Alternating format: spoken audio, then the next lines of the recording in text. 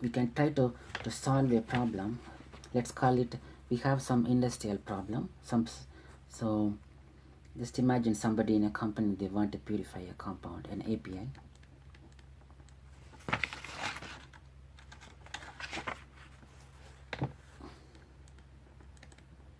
Imagine we need purify an API, say 20 gram of API. We have 20 gram of API and we need to purify that, and just assume that contains 5 gram of impurity. So that contains 5 gram of impurity. Say the solubility concentration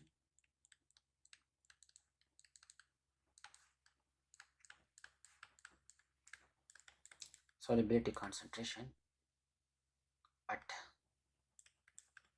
40 degrees centigrade is 15 grams. We need to convert this. Let's just assume we need to purify this compound. Let's forget about the level of purity that we need, that we are targeting at the moment.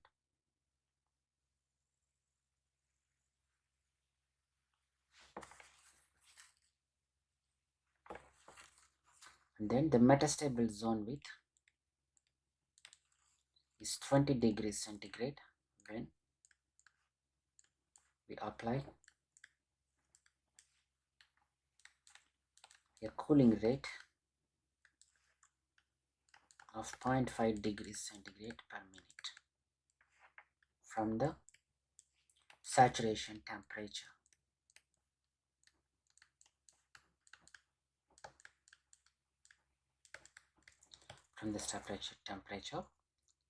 And then what else we need? Let's put your solubility concentration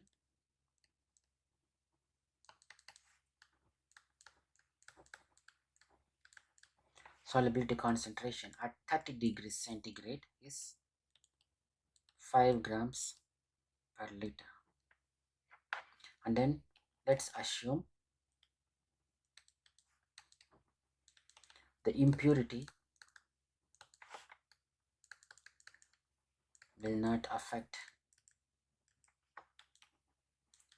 the solubility. So why we have this particular line? So you all remember this solubility curve, your temperature, degrees centigrade versus your solubility.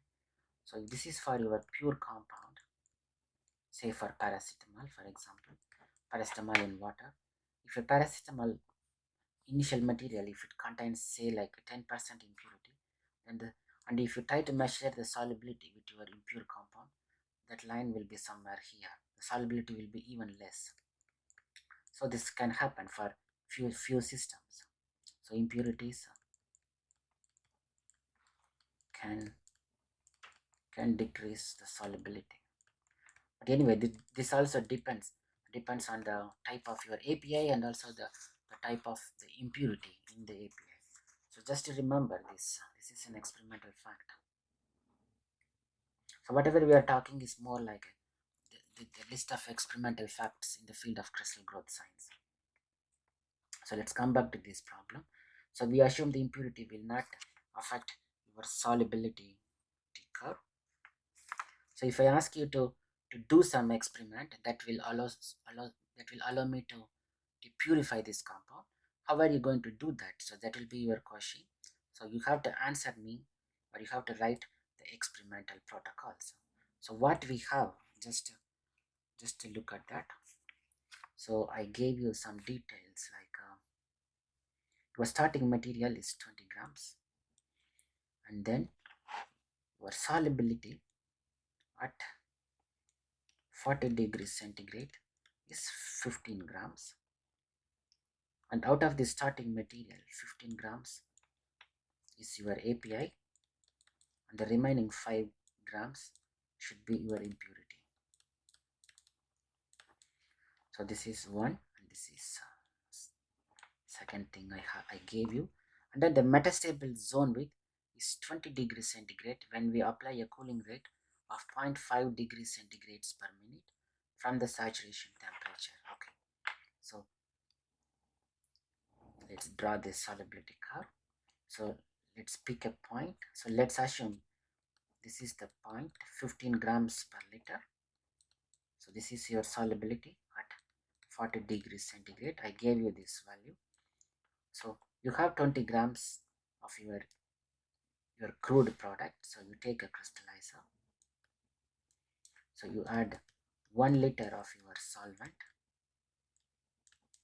and then you add 20 grams of your API. So, and this 20 grams contains only 15 grams of API. So this is like 20 grams of crude product and then 5 grams of impurity. So if you read the problem, I gave you that 40 degrees centigrade. At 40 degrees centigrade, we can dissolve 15 grams. That's your solubility value. So the experimental protocol is like this. So add 20 gram of crude product, add 1 liter of your solvent. So then to heat the solution, to dissolve your product, we have to dissolve this 15 grams per liter. So we heat it to 40 plus 20 degrees centigrade. That will be 60 degrees centigrade. We heat the solution to 60 degrees centigrade and then we cool it back as fast as possible to your saturation temperature, which is your 40 degrees centigrade, and then you go back to your problem. So metastable zone width is 20 degrees centigrade when we apply a cooling rate of 0.5 degrees centigrades per minute from the saturation temperature. Okay, so let's do that. So we are going to cool this from, so cool the solution. We need to nucleate the solution in order to purify. So we cool the solution from 40 degrees only to 40 degrees centigrade to metastable zone width is 20 degrees centigrade. So 40 minus 20. So we have to cool the solution to 20 degrees centigrade. If your metastable zone width is 15 degrees centigrade, then your answer is 40 minus 15 degrees centigrade. So you have to cool the solution from 40 to 40 minus 15 degrees centigrade. So because 15 degrees centigrade is your metastable zone width. Now for the moment we don't need it. So our metastable zone width is 20 degrees centigrade. So your final temperature is 20 degrees centigrade. In the exam I might ask this type of question and I will ask, so if your metastable zone width is say like 10 degrees centigrade and your saturation temperature is say like 50 degrees centigrade, so what will be the final temperature if you have to crystallize your compound via nucleation? So you have to cool back to 20 degrees centigrade. So that is at the limit of your metastable zone width. So that's your answer. And then if I ask additional question like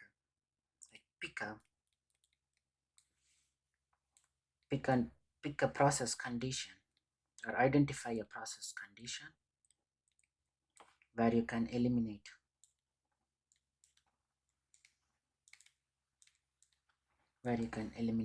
nucleation, in fact primary nucleation. So for that, all you need to do is go back to that graph and then we know that. So this is 40 degrees centigrade. You come back here 20 degrees centigrade. So this is your metastable zone width for this particular experiment. You take the middle value here. So that will be what? Like 40 minus 20, so this will be 30 degrees centigrade. So you have to cool the solution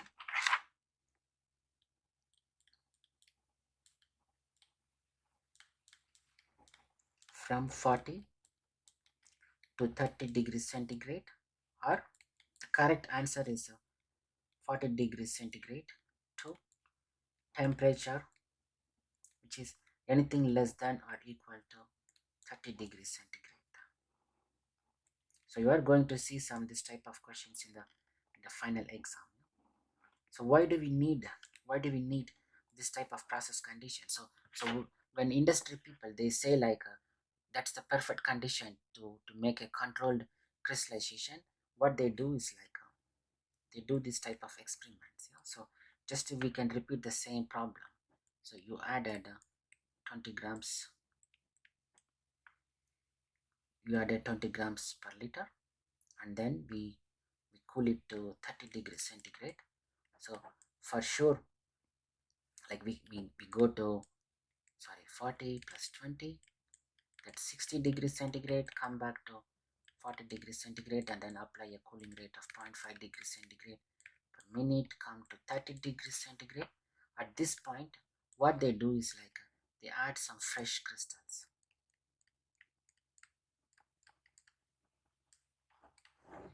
These crystals are normally very pure.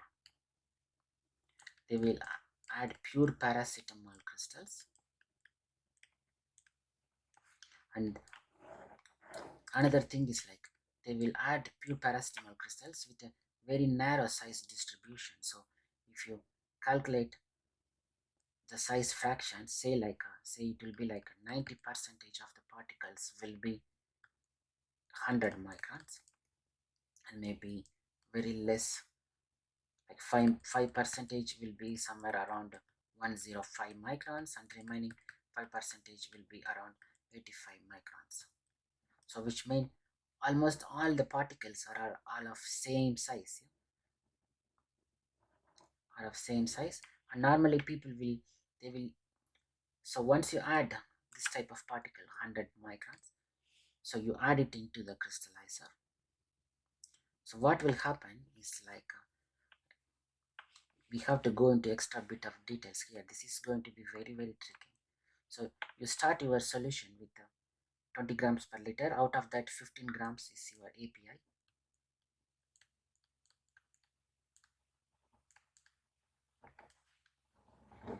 API compound. So go back to this value.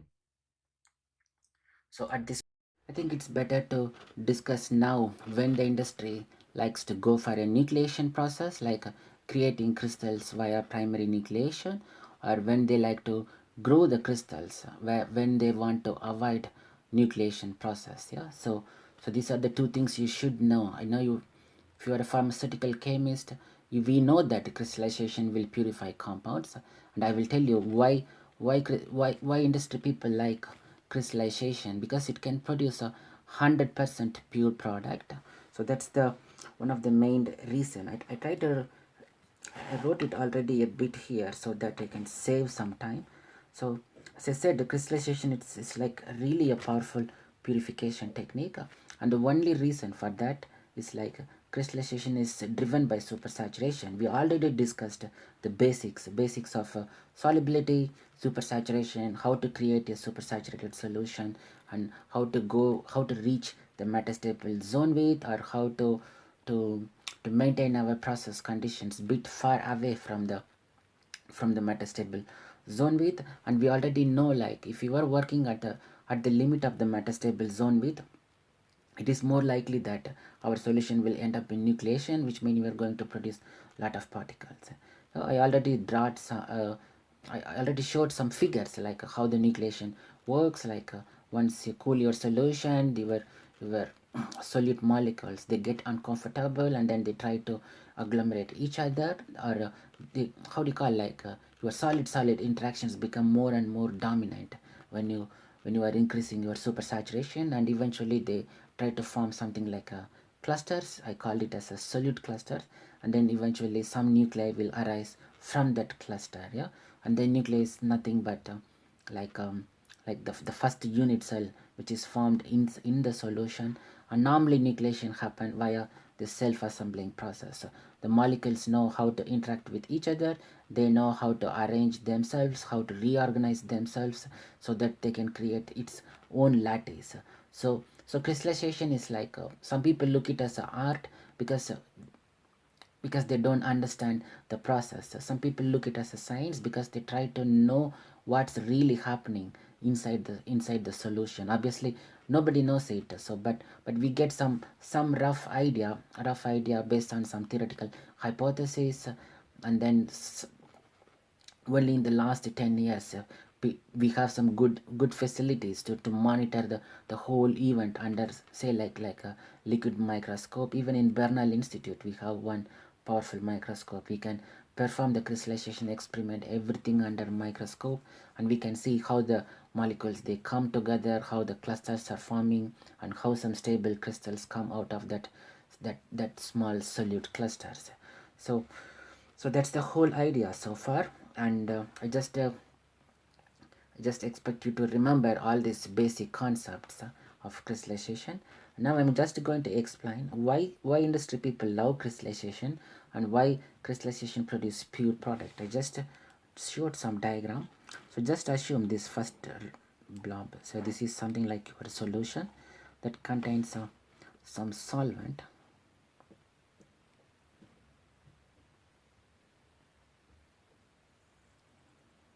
So this is your solvent, and the solution also contains some impurity, and then it also contains your solute molecules, which is your target compounds, or if you want we can call it like some active pharmaceutical ingredient. Yeah, so let's consider this is a system. Say the solute can be a paracetamol, and it might contain some impurity, and which both are dissolved in a solvent.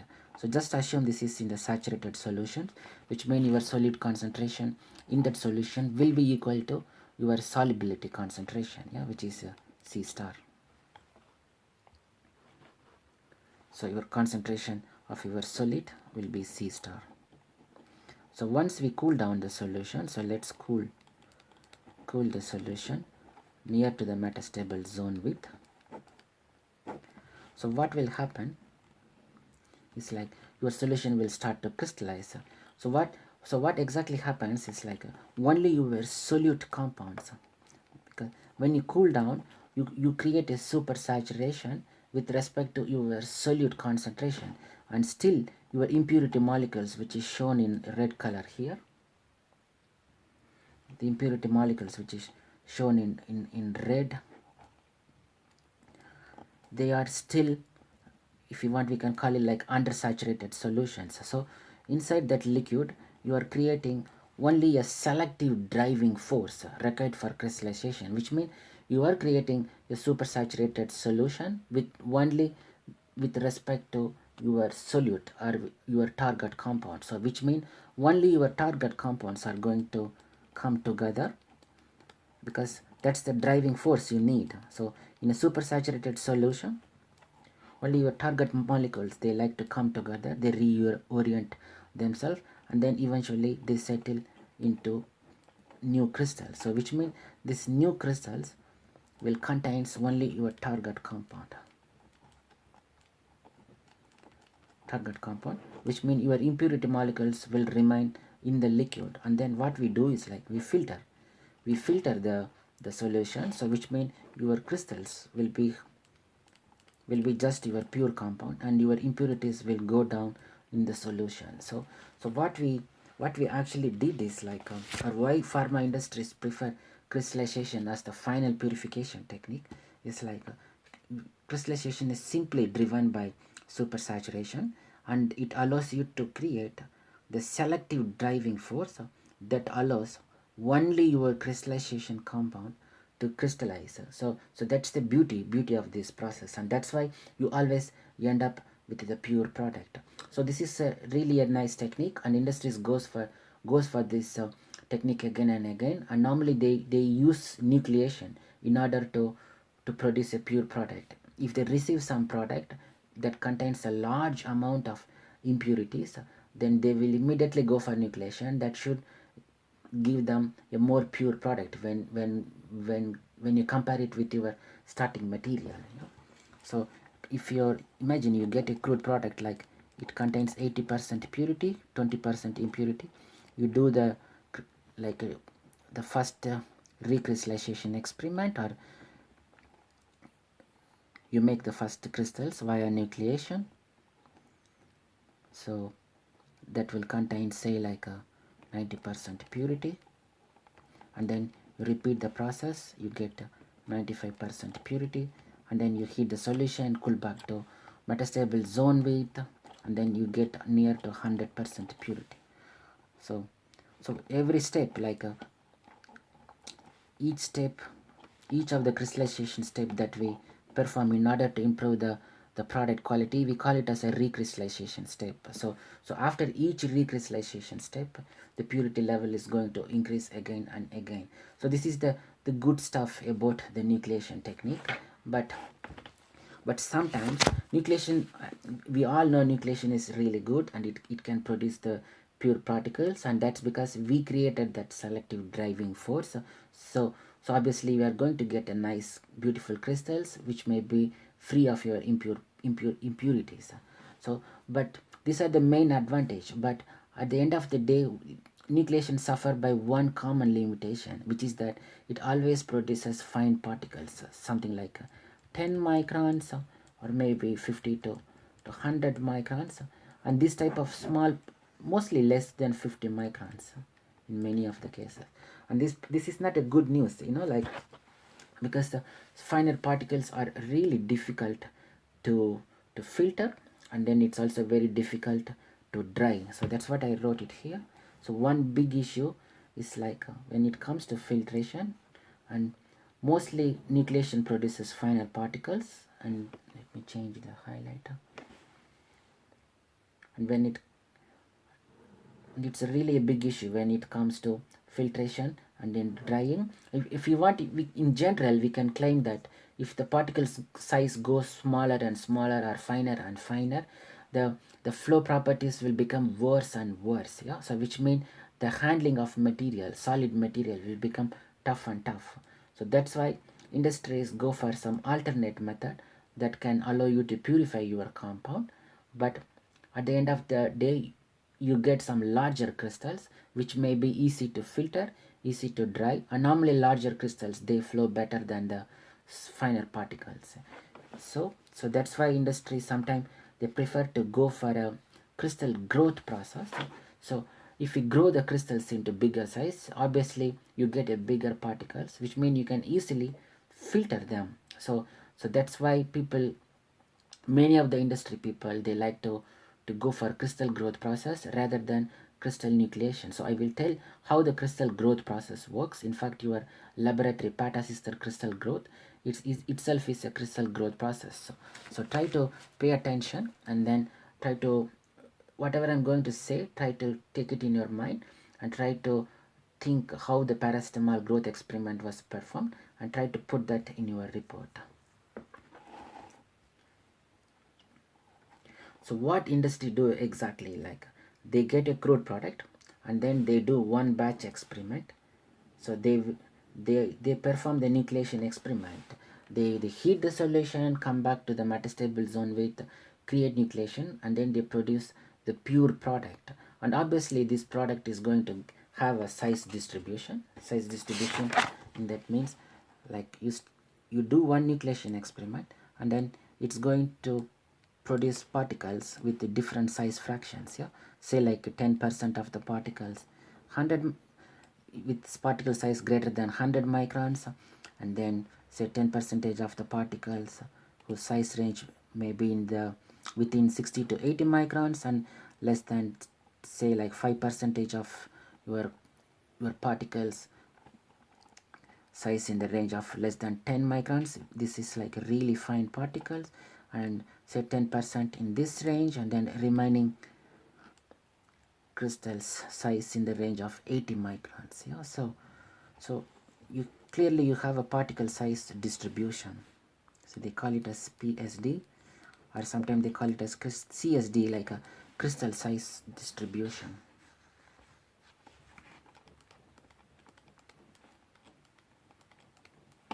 So this is not a good news because it's going to affect the filtration and drying process.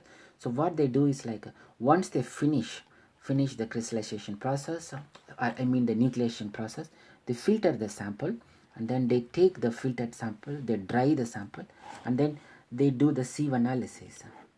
So I hope you all know what is how to perform the sieve analysis. So you have a different sieves, say like 200 microns, so 100 microns, 50 microns, and then you put the particles on the top and then you just sieve them, and then they take a particular size fraction, say like 100 to 120 microns. So you save this particular size fraction,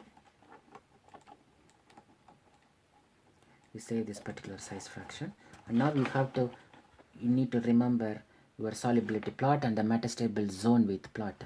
So we all know how to make use of the metastable zone width curve. So you have your solubility curve, which is here. You have your metastable zone width line, which is here. So we already draw some line in the middle here, somewhere around this point. So just imagine you are starting some experiment from 30 grams per liter at saturation temperature of 40 degrees centigrade, and your metastable zone width is 20 degrees centigrade, which is here,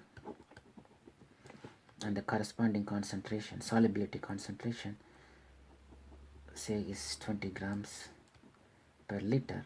So if you go from 30 to 20 degrees centigrade, obviously you are going to nucleate. So what we are going to come is like we are going to cool the solution from 30 degrees centigrade to 25 grams per liter.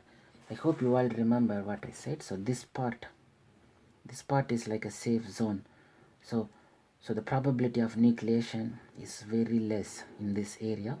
So once you reach this point, once you reach the temperature of 30 degrees centigrade, that is somewhere in between your saturation temperature and then your metastable zone width.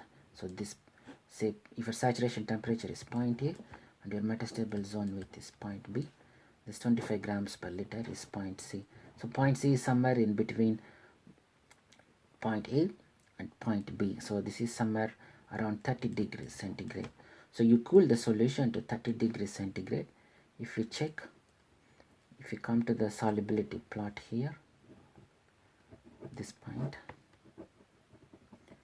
say the solubility at this point is 15 grams or 25 grams, let's say per liter,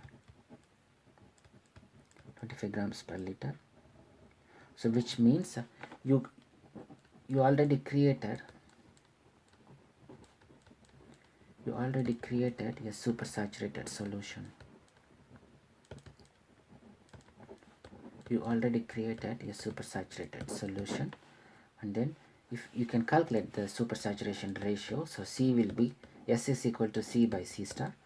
So concentration at this particular point is 25 grams per liter.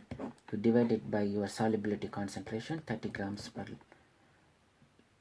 no, this is wrong. S is equal to C by C star.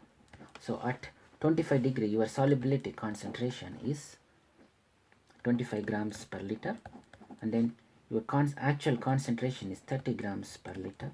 So your saturation ratio will be 30 by 25, whatever the number you get. So it will be like 1. I don't know, maybe somewhere around 1.1, I think. Just to check it in the calculator. So once you created this type of solution, what we do is like we already saved, we did the nucleation experiment. Go back here.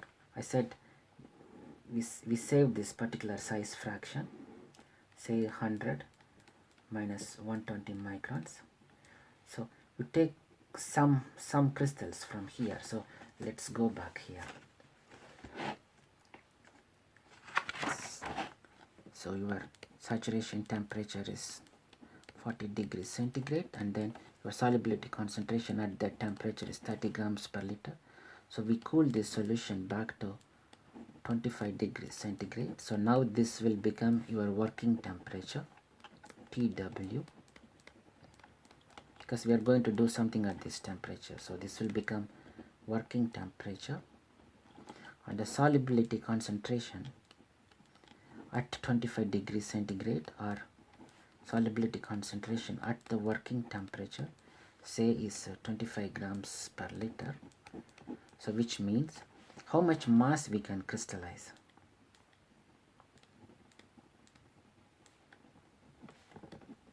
How much mass we can crystallize. This is very tricky. Even PhD students really suffer to do this calculation. So how much mass we can crystallize. So we started from 30 grams per liter, and then our working temperature is TW. At this temperature, the solubility concentration is equal to 25 grams per liter. So whatever the difference between this value, so 30 grams per liter minus 25 grams per liter. So the difference is 5 grams per liter. So that's the mass that we can theoretically crystallize. So mass that we can crystallize.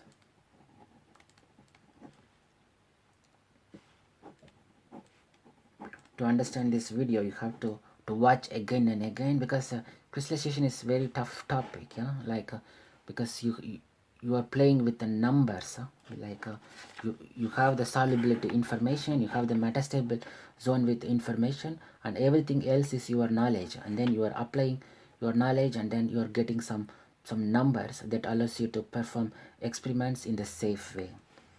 So so we know that we can crystallize up to 5 grams per liter. And what in industry people they do is so they take this solution, so they added some mass, say like 30 grams per liter, and then they heat it to 40 plus 20, that will be 60 degrees centigrade, and then you cool back to 25 degrees centigrade, and then they add. So if you know the mass that you can crystallize,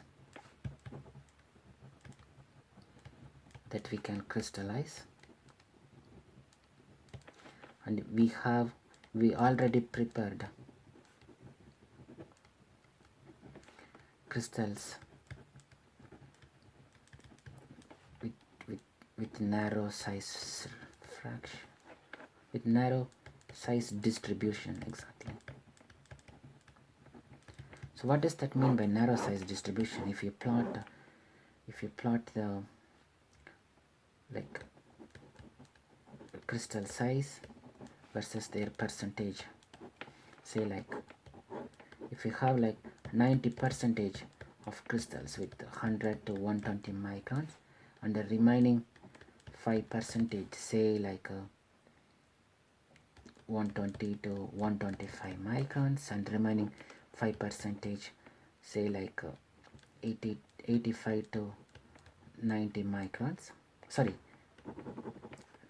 90 to 100 microns, we call this as a narrow size distribution.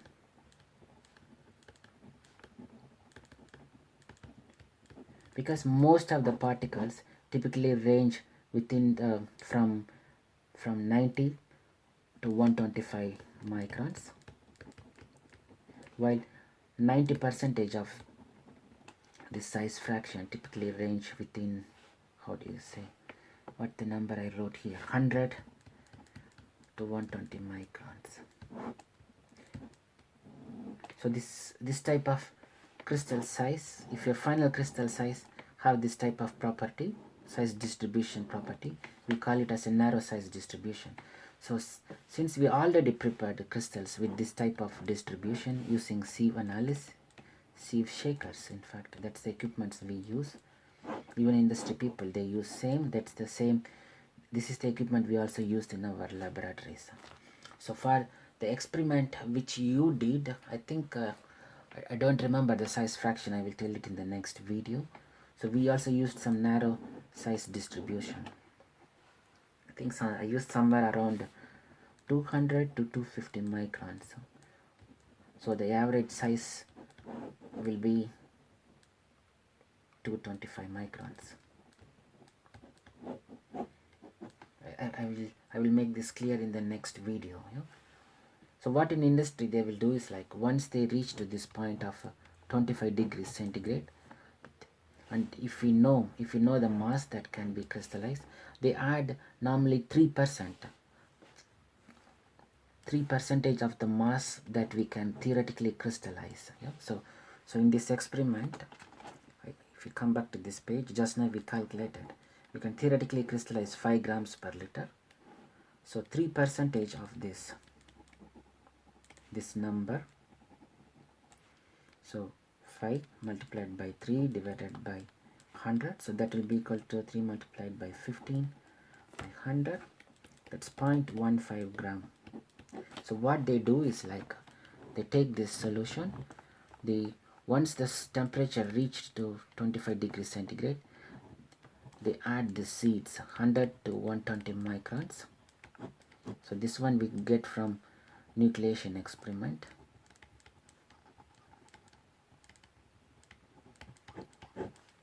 And then we add 3% of 5 grams per liter, so that will be equal to 0.15 gram. So we add that crystal. So what these crystals will tend to grow until your solution concentration reaches the solubility concentration at 25 degrees centigrade.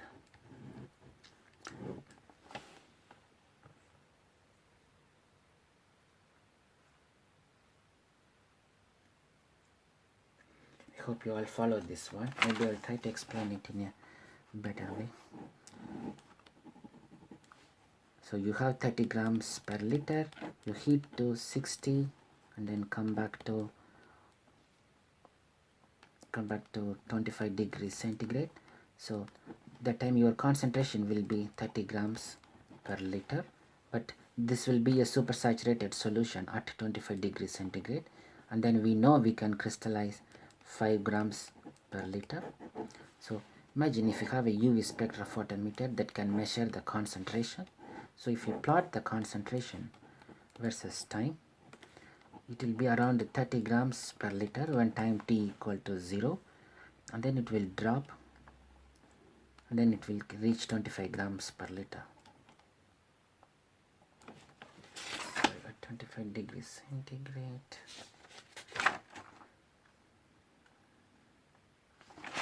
yeah, so this is nothing but your solubility concentration at 25 degrees centigrade, and this 25 degrees centigrade is nothing but your working temperature.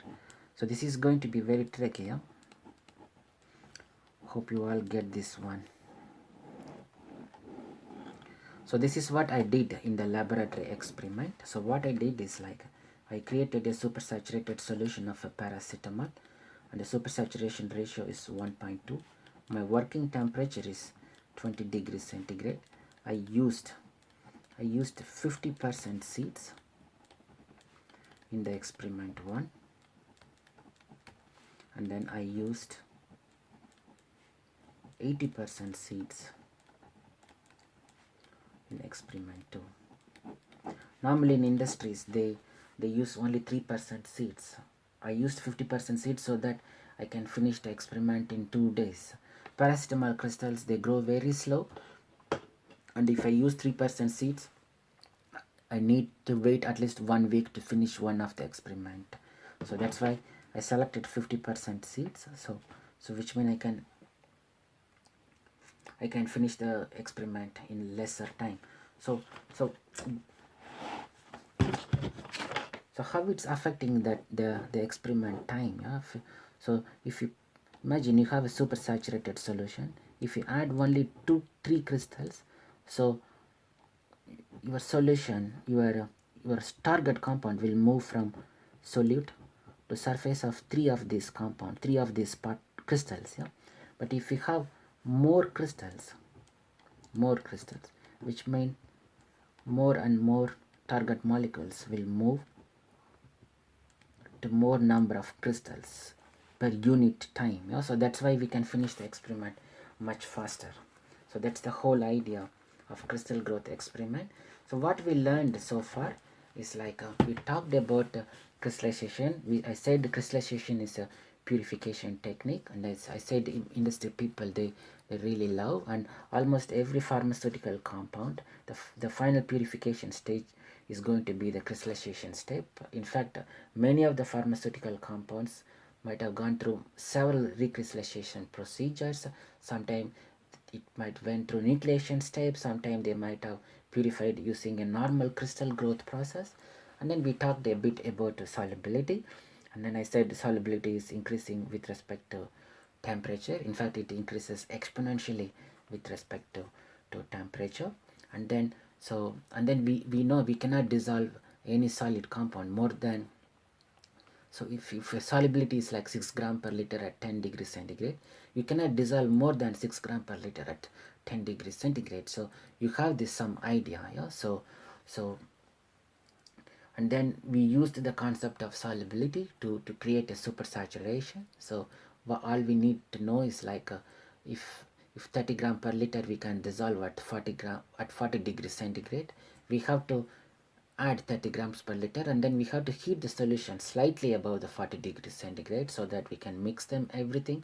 And then if we cool them to temperature which is less than 40 degrees centigrade, then we can create some level of supersaturation. And then if we know the final temperature, like then we can obviously calculate our supersaturation ratio, yeah. So which is nothing but your concentration divided by your solubility concentration. And then I showed you how to perform how to calculate metastable zone width experimentally. So you from that you can get your solubility line. From the metastable zone width experiment you can get the metastable zone width line, and then the metastable zone width line, if you want, you can consider that as like a point of nucleation, or the probability for the nucleation to happen is very high, yeah. So that's the whole concept. And then if we don't want the nucleation to happen but still we need a supersaturated solution so that we can grow some crystals, then we have to draw some line in between the solubility line and your metastable zone width line. So I already showed in the graph.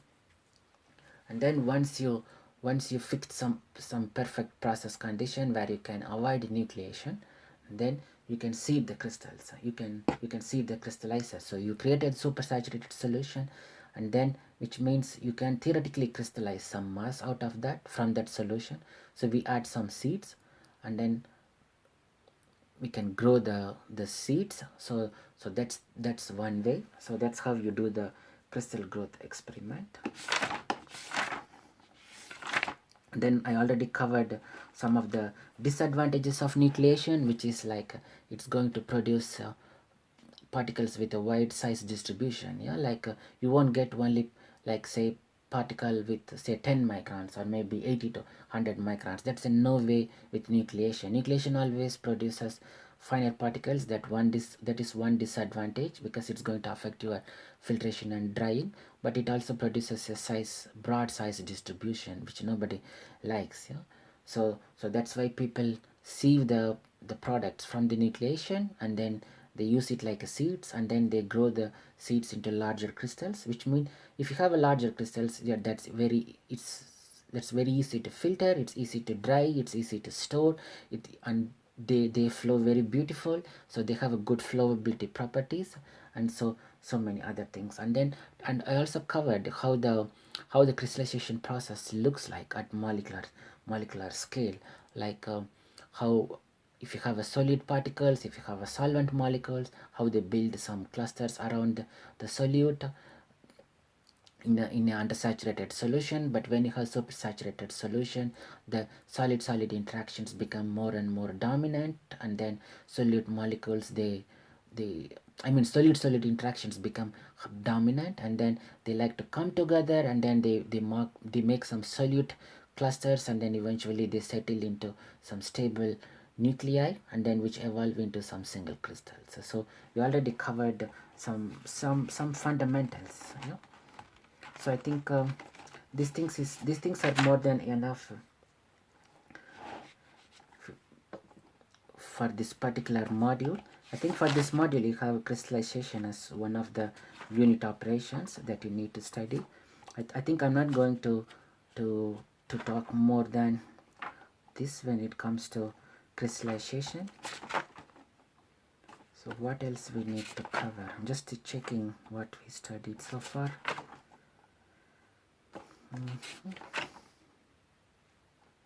Yeah, and another thing is you should remember is like the driving force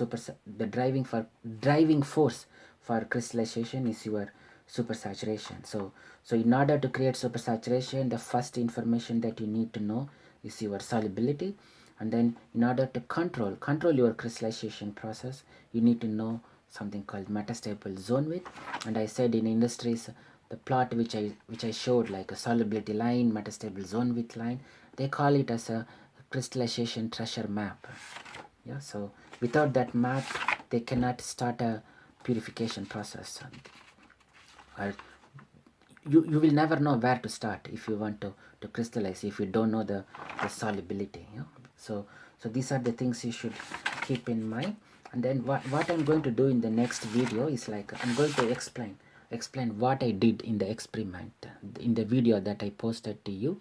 And then I'm not going to talk about PAT in the next video. PAT we will come back to that later. The one of my research fellow who is working with me, Parimala Devi, she also helped me with the experiments which you are seeing in the YouTube at the moment.